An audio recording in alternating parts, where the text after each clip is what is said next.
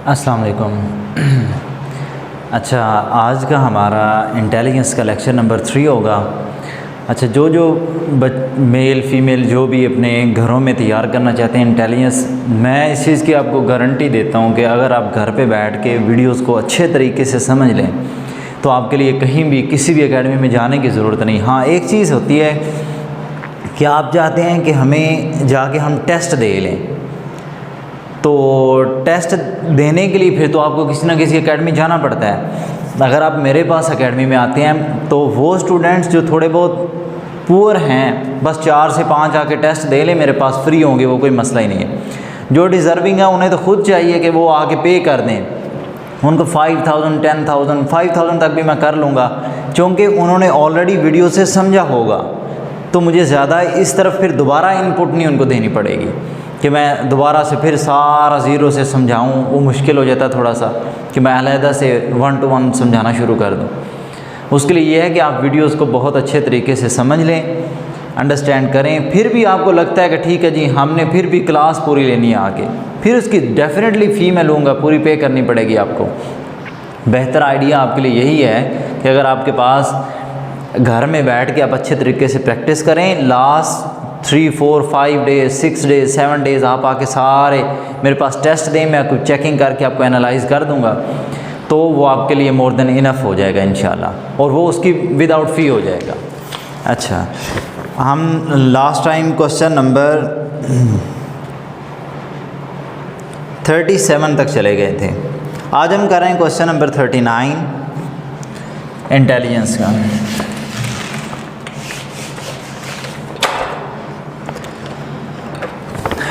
Question number 39 है, if yesterday was Monday, यानी कि जो गुज़रा हुआ दिन था अगर वो मंडे था, then day after tomorrow will be. सबसे पहले आप यस्टरडे टुडे निकालेंगे। यस्टरडे गुज़र चुका, वो था मंडे, तो मंडे से नेक्स्ट उठता है ट्यूसडे, और वो किस दिन पर है? टुडे। टुडे इज़ ट्यूसडे, तो टुमारो को क्या होगा? वेडनेसडे। उन्होंने पूछा है डे आफ्टर टुमारो, टुमारो के बाद नेक्स्ट डे जो है वो क्या होगा? वो हमारे पास वेडनेसडे के बाद क्या आ रहा है? Thursday. Thursday is our answer. Next question number 40, which of the following words appears first in the dictionary. अच्छा, इस तरह के भी 7 से 8 क्वेश्चन आते हैं। कन्फर्म्ड, PMA, AFNS, TCC और PF के जो टेस्ट हैं उसके अंदर ये क्वेश्चन नहीं अपीयर होता। आर्म्ड फोर्सेस के जो आर्मी के जो कोर्सेज हैं उसके अंदर ये टेस्ट आता होता है ना। अच्छा, वर्ड्स मेरे पास, मैंने ये वर्ड्स, क्योंकि मैंने आपको पहले बताया ये पास्ट पेपर्स पर बेस्ड ये सारा पेपर है जो मैंने सेट किया हुआ है। अब इसमें से जो ऑप्शंस हैं, बच्चों ने मुझे सिर्फ इतना ही बताया था कि इस तरीके से आया था कि डिक्शनरी में पहले कौन अपीयर हो रहा है, लेट इनमें से कौन अपीयर हो रहा है इन वर्ड्स में से। तो वर्ड्स आगे खुद मैंने सेट किए हैं, मिलते जुलते वो बता रहे थे वर्ड्स थे शुरू में, मतलब मैं आपके सामने वर्ड्स बोलता हूँ, you can check it. Manikin, MANIKIN, उसके बाद नेक्स्ट वर्ड है MANACLE, फिर है MANAGER, फिर है MANAGEMENT। अब आपने एक चीज़ बीच में नोट की होगी कि सब के स्टार्ट में 3 लेटर्स कॉमन है, MAN सारों में। अब जो फर्स्ट वर्ड था दैट वाज MANI, मैं वर्ड आपके सामने लिखता हूँ। First in dictionary, first option है MANIKIN,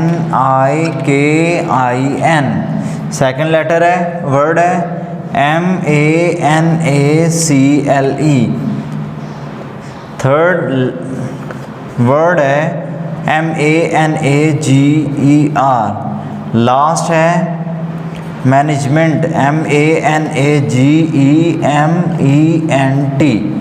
अब इनमें से चेक करने के लिए आपने वहाँ पे जो लोग ऑलरेडी डिक्शनरी यूज़ करते हैं ना, वो ये क्वेश्चन ना भी समझे, they can do, I know it, they can do. अब जिन बच्चों को थोड़ा सा समझने में डिफ़िकल्टी होती है, थोड़ा टाइम टेक करते हैं, उनको तेज़ी में पिक करने के लिए ये ट्रिक्स थोड़ी सी अप्लाई करनी पड़ेंगी। स्टार्ट में पहले देखें 3 लेटर्स कॉमन सारों के, ये कट गए माइंड में सोचें आपके 3 कट गए। अब आगे हमारा कंपटीशन हो रहा है अगले अगले लेटर्स पर कि इनमें से अब डिसाइड करना है। अब ये तो आई है जो कि ए के बाद आने वाला आई है, लिहाजा ये वर्ड ही कट गया। अब ये 3 वर्ड्स जो है ये इन कंपटीशन है। यहाँ पे वर्ड है MANACLE, ए। अब ए जब मैच कर गए इसका मतलब है फिर ये 3 गए, अब इससे आगे कंपटीशन स्टार्ट हो चुका है। अब यहाँ पे है जी, फिर सी। अब आप देखेंगे कि जी पहले आ रहा है या सी पहले आ रहा है। ABC, डेफिनेटली सी पहले आ रहा है, तो आपका आंसर क्या होगा? मैनेकल। अब इसी क्वेश्चन के अंदर अगर हम लास्ट पे अपीयर होने वाला वर्ड ढूंढें तो डेफिनेटली ये 3 तो MANA, ए एंड पे आ रहा है तीनों के। 4th नंबर पर ये वाला ए अपीयर हो रहा है, लेकिन यहाँ पर क्या है MAN के बाद आई आया हुआ है, तो हम लास्ट की बात करें तो ये अपीयर होगा। आपको दोनों तरफ से ये क्वेश्चन सॉल्व करना आना चाहिए। अब मैं एक क्वेश्चन बोल रहा हूँ जो आपकी प्रैक्टिस के लिए होगा, you have to solve it by yourself. हाँ, आप इसका कमेंट्स में आंसर कर सकते हैं अपनी वेरिफिकेशन के लिए। अब इसमें भी यही है, which of the following words appears first in the dictionary. First letter option है एब्सेंट, बी है एब्सील, सी है एब्सेस्ड,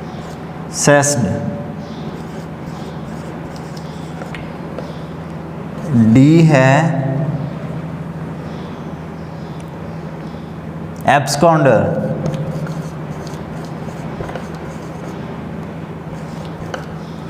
अब इनमें से आपने appears first in the dictionary वो आपने सर्च करना होगा।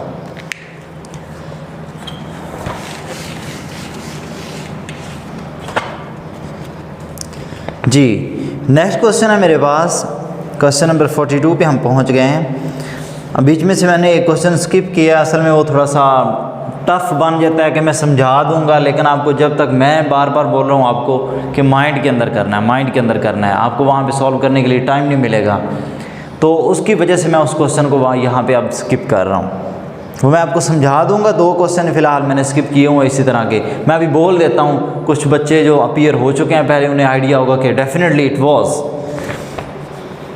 If a helicopter needs 50 gallons to move 320 kilometer, then how much gallons helicopter need to move 400 kilometer? अब ये क्वेश्चन है, एक पहले इस तरह गैलेंस वाला गुजर चुका है, ये 2 क्वेश्चन भी कंफर्म्ड हैं कि पेपर में आते हैं। मैं बच्चों को एक दफ़ा समझाने के बाद फिर मैं कहता हूँ इनके आंसर रट्टा मार लो, और क्या किया जा सकता है, क्योंकि ये क्वेश्चन सॉल्व करना शुरू कर दें जितनी मर्जी तेज़ी में आप मैथ कर लें। If you are even given calculator, you will take minimum 30 seconds और minimum 20 seconds you can say। और मैं आपको बार बार सिखा रहा हूँ कि आप 10 सेकंड से ज़्यादा एक क्वेश्चन पर टाइम वेस्ट ना करें। आपको वहाँ पेपर में 30 मिनट्स में 86 क्वेश्चन सॉल्व करने होते हैं, बड़ा तेज़ी में मूव करना पड़ता है। एक चीज़, दूसरी एग्जामिनेशन हॉल का कंप्यूटर के ऊपर बैठ के सॉल्व करने का एक प्रेशर ही बहुत ज़्यादा होता है, उस प्रेशर की वजह से बच्चे लूज़ कर जाते हैं। टेस्ट तो पास हो जाता है, बड़ी मुश्किल से 50% मार्क्स लेके तो टेस्ट पास करते हैं, उस वजह से फिर कल को क्या होता है, ना किसी मेरिट में आते हैं, इनिशियल इंटरव्यू में बाज़ औक़ात फेल कर दिया जाता है। जी, question number 42, a person purchase a book for 500 rupees and sold it for 700 rupees, calculate percentage profit. Cost price कितनी थी 500, सेल प्राइस कितनी है SP sale price, C for cost price 700 rupees. ये रुपीज़ में दोनों वैल्यूज़, डॉलर्स में भी दे दे, दोनों यूनिट सेम होंगे, अब सॉल्व कर सकते हैं। Calculate the percentage profit, percentage profit calculate करना है। देखें सेल प्राइस है, कॉस्ट प्राइस है, सेल प्राइस है। हमेशा प्रॉफिट फाइंड करने के लिए सेल प्राइस में से कॉस्ट प्राइस माइनस कर देते हैं, दैट इज़ 200 रुपीज़। अब ये आप माइंड में कर सकते हैं, इतना डिफिकल्ट नहीं है। आप स्टेटमेंट पढ़ते पढ़ते आपके माइंड में आ जाता है हाँ 200 का प्रॉफिट है, अब इतना आप कैलकुलेट कर सकते हैं। Calculate percentage profit, percentage profit का फॉर्मूला मैं एक दफ़ा लिख देता हूँ, लेकिन माइंड में कैलकुलेट कर सकते हैं। मैं बार बार बोल रहा हूँ, माइंड में कैलकुलेट कर सकते हैं। परसेंटेज प्रॉफिट का फॉर्मूला है profit by cost price multiply by 100। पहले मैं आपके सामने माइंड में करता हूँ। प्रॉफिट है हमारे पास 200 रुपये, कॉस्ट प्राइस है हमारे पास 500 रुपये, 200 बाई 500 मल्टीप्लाई बाय 100। और अगर आपने पिछली वीडियोस देखी हो तो आपको याद होगा मैंने कहा था डिनोमिनेटर में 500 आ जाए तो ऊपर वाली वैल्यू के पहले 2 डिजिट्स को मल्टीप्लाई बाय कर देना, मल्टीप्लाई बाय 2। कैसे? प्रॉफिट कितना है 200 रुपये, कॉस्ट प्राइस कितनी है 500 रुपये, मल्टीप्लाई बाय 100।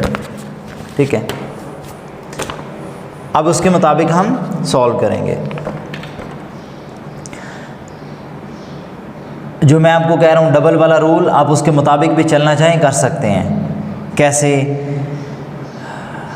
22,000 इसको मैंने बोला था इसको डबल कर देना, ये कितना आंसर आ जाएगा 40% आपको प्रॉफिट आ रहा है।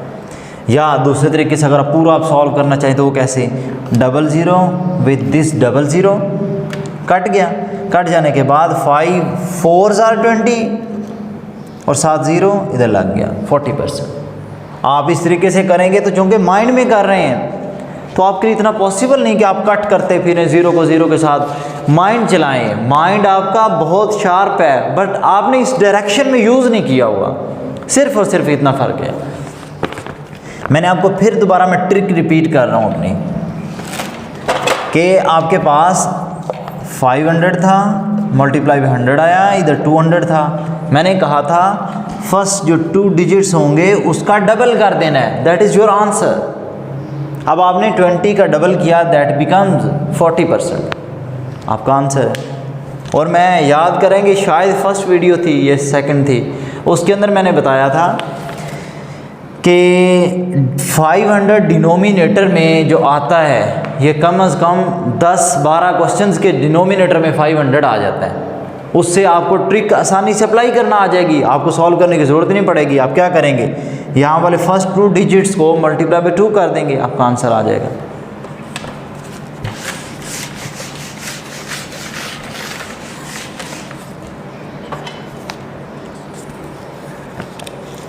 नेक्स्ट क्वेश्चन है what will be the third letter in the word management when it is alphabetically arranged. Management,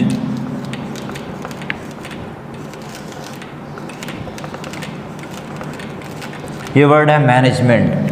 अब इसको आपने सेट करना है अल्फाबेटिकली। मैंने पहले कहा था आसान तरीका ये, आप ऊपर नंबरिंग कर लें। सबसे पहले क्या आता है अल्फ़ाबेटिकली? A 1 2, उसके बाद ABCD E आ गया नंबर 3 पे, नंबर 4 पे नेक्स्ट वाला E आ गया, FG नंबर पे आ गया 5 पे। अब देखिए उन्होंने पूछा है थर्ड लेटर फिर कौन सा बना? E is your answer।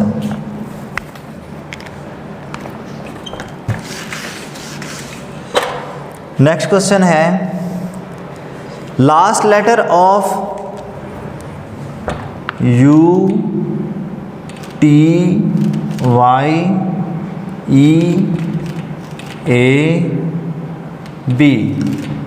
ये इसी तरह का ना, मतलब एक वर्ड लिखा होगा, उसको आपने अरेंज करके वर्ड बनाना होगा, एक मीनिंगफुल वर्ड बनेगा। वो वर्ड आप देखें, इसका मैं तो कहता हूँ कि बंदा इंटेलिजेंट है तभी, कोई लॉजिक नहीं लगता इसके ऊपर। आपका माइंड है तेज़ी के अंदर सोचे, तेज़ी के अंदर डिसीजन करे कि ये क्या बन रहा है, क्या बन रहा है। अब यहाँ पे जो है after arranging it will be, कहता है last letter of this word after arranging it, कि पहले तो इसे अरेंज करें, सही प्रॉपर वर्ड बनाएं, उसके बाद आप देखेंगे कि इसके अंदर लास्ट लेटर कौन सा आ रहा है। अब मैंने तो चूँकि सॉल्व करवाया हो, मैं तो अभी कर लूँगा आपके सामने, लेकिन मैं आपको बार बार कह रहा हूँ आप इस तरह के डिफरेंट गूगल पे प्रैक्टिस कर लें। अगर आप अपने आप को स्ट्रॉन्ग करना चाहते हैं तो आप गूगल के ऊपर जाके प्रैक्टिस करें, जम्बल्ड वर्ड्स प्रैक्टिस, तो आपके सामने डिफरेंट वर्ड्स आएंगे, बगैर उसका आंसर चेक किए उसकी प्रैक्टिस करें। अब ये वर्ड बन रहा है मेरे पास ब्यूटी, BEAUTY, लास्ट लेटर क्या आया, वाई। ये वैसे पेपर का क्वेश्चन है जो कंफर्म्ड आता है पेपर में।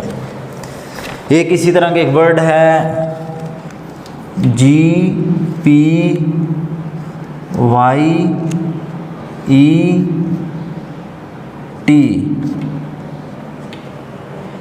स्पेलिंग शायद पूरे हों, मैंने अभी चूँकि अभी माइंड में रीअरेंज करके लिखा है। अब ये पेपर का क्वेश्चन है जो आता है वो क्या बनता है, EGYPT, इजिप्ट। अब इसका क्वेश्चन कैसे पेपर में आया था, ये क्वेश्चन ऐसे आया था कि after rearranging the following letters you will get the name of a. आगे ऑप्शन थे सिटी, कंट्री, फ्रूट, एनिमल, ऐसे करके डिफरेंट ऑप्शंस आ गए थे। तो डेफिनेटली जब सबसे पहला पंगा ये है कि आपको सॉल्व करना आना चाहिए। If you are unable to solve this you have to leave this question. और हाँ, मैं आपको ऑप्शन देता हूँ और ये एक चीज़ बताता हूँ कि आपने वहाँ पे कभी भी कोई क्वेश्चन छोड़ के आगे नहीं जाना।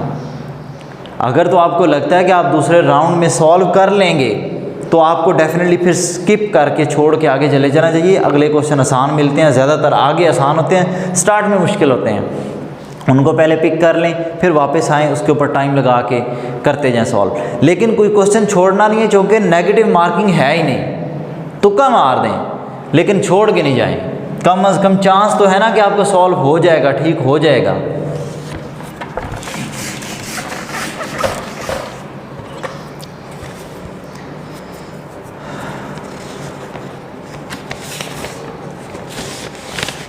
जी, क्वेश्चन नंबर 45 है मेरे पास। Why people use cars, common sense है। अब वहाँ पे पेपर में इसके जो ऑप्शंस हैं एग्जैक्टली वो तो मुझे नहीं पता, लेकिन मैंने दो अपनी तरफ से पॉसिबल ऑप्शंस बनाए हैं कि इन दोनों में से जो मुझे याद पड़ रहा है उन दोनों में से एक होगा जो आपको टिक करना होगा। To reach at their destination quickly, एक ऑप्शन जो ठीक है। दूसरा ऑप्शन टू ट्रैवल।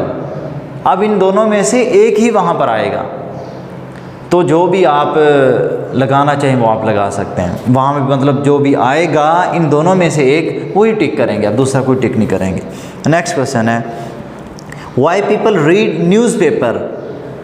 ऑप्शंस मैं बोल रहा हूँ। As a habit, to know about accidents, to know about politics, to get knowledge. Definitely ये आंसर है इसका, टू गेट नॉलेज। बाकी चीज़ें भी हैं लेकिन इसका परफेक्ट आंसर जो है वो यही है, to get knowledge. Next question, question number 47।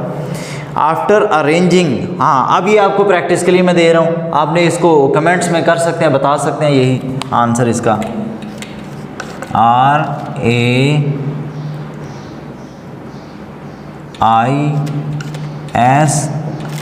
RAISP। आगे आप सोच सकते हैं ये क्या बन रहा है। हाँ, इसके साथ ये लिखा है it is the name of a. After arranging it is the name of a, कि किस चीज़ का नेम बन रहा है, आगे आप सोच सकते हैं। नेक्स्ट क्वेश्चन है which of the following words when seen in mirror remain the same. अब ये क्वेश्चन भी कंफर्म्ड है कि 7 से 8 आएंगे, ठीक है। अब मैं आपको इसका पहले एक लॉजिक समझा देता हूँ, उसके मुताबिक आप सोच सकते हैं। कुछ लेटर्स मैं बोर्ड पर लिखने लगा हूँ, थोड़े से बड़े करके मैं लिख दूंगा ताकि आपको क्लियर नज़र आ जाएं। इन लेटर्स के अलावा ऑप्शन में कोई और लेटर आता है तो वो तो पहले ही आपके चूज़ से बाहर जा चुका है, यानी कि आप के जो ऑप्शंस होंगे अगर वो इन लेटर्स पर कंप्राइज कर रहा है उनमें से कोई, तभी वो आपका आंसर की पॉसिबिलिटीज़ के अंदर मौजूद है। ए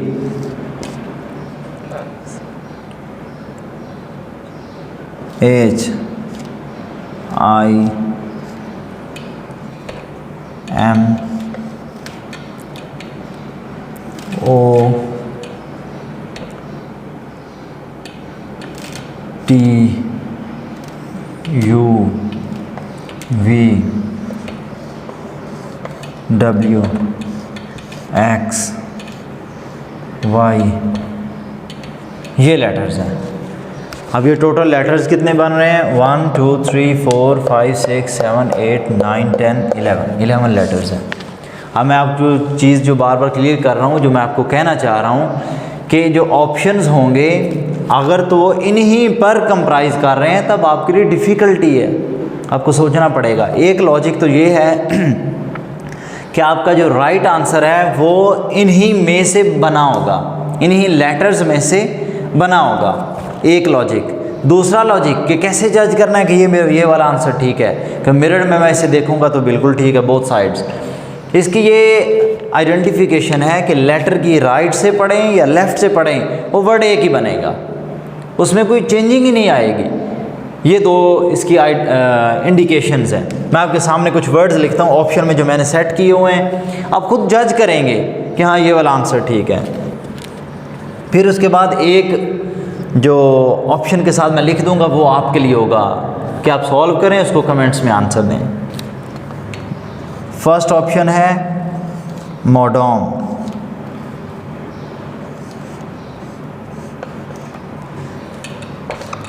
सेकंड ऑप्शन है पी, सॉरी मैंने, हाँ ठीक है, P O I U P.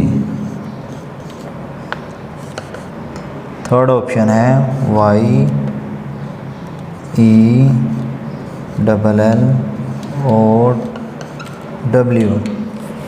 Fourth option है T I U I T. अब ये होपफुली आपको क्लियर नज़र आ रहे होंगे। इन लेटर्स को आपने जज करके बताना होता है कि कौन सा लेटर जो है वो मिरर के अंदर सेम आएगा। मिरर कहने का मतलब यह है आप सेल्फी लें और सेल्फी के साथ वो वर्ड सही पढ़ा जा सके। बाकी जो वर्ड होंगे, मतलब जिस तरीके से पढ़ा जाने का मकसद ये है कि सेल्फी के अंदर जो होता है ना, आप कोई चीज़ भी ऐसे बनाएंगे तो आपका राइट या लेफ़्ट हो जाता है, लेफ़्ट राइट हो जाता है, जैसे मिरर दिखाता है आपको। यहाँ पे भी ये है कि आप इसकी सेल्फी में ऐसे पिक्चर बनाएं, आप वर्ड पढ़ेंगे, आपसे एक ही होगा जो इनमें से पढ़ा जा रहा है, बाकी नहीं पढ़े जाएंगे, उल्टे पुल्टे हो जाएंगे, कुछ ना कुछ एक लेटर कम से कम उल्टा पुल्टा लाजमी तौर पे हो जाएगा। अब आपने वो जो मैंने आपको रूल बताया, सबसे पहली बात तो ये है कि पहले ऑप्शन में देखें तो डी हमारे ऑप्शन में ही नहीं है, इस यानी कि 11 लेटर्स में से डी नहीं है, तो ये गलत हो गया। P O I U P, इसमें पी भी नहीं है हमारे ऑप्शन में। येलो में हमारे पास एल नहीं है, बल्कि ई भी नहीं है। उसके बाद आ गया T I U I T, ये देख लें सारे लेटर्स इसमें से हैं, टी भी है, यू भी है, आई भी है, ये सारे लेटर हैं। एक चीज़, दूसरा रूल मैंने लॉजिक बोला था कि दोनों तरफ से लेटर सेम एंडिंग पर हो। इधर से भी पढ़ेंगे, सपोज में वर्ड तो ये एग्जिस्ट नहीं करता होगा मे बी, मैंने जस्ट आपकी प्रैक्टिस के लिए किया है सॉल्व कि आपको वहाँ पे पेपर में जो ऑप्शंस होंगे स्टूडेंट को आके बताते हुए थे तो ऑप्शन किसको याद रहते हैं, बस ये होता था कि बता देते कि सर इस लॉजिक पर था। ठीक है, ट्वीट, इधर से भी पढ़ें फिर भी ट्वीट। ठीक है, next question, which of the following words when seen in mirror remain the same. अब इसका ऑप्शन तो आंसर तो ठीक है, ये मैंने बता दिया लास्ट वन। अब मैं आपको जो क्वेश्चन ऑप्शन के आपके लिए दे रहा हूँ प्रैक्टिस के लिए, वो आप देखेंगे खुद।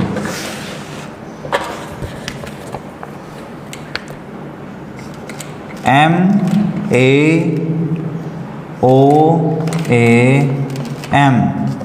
B option HOST। नेक्स्ट है एम्बुलेंस।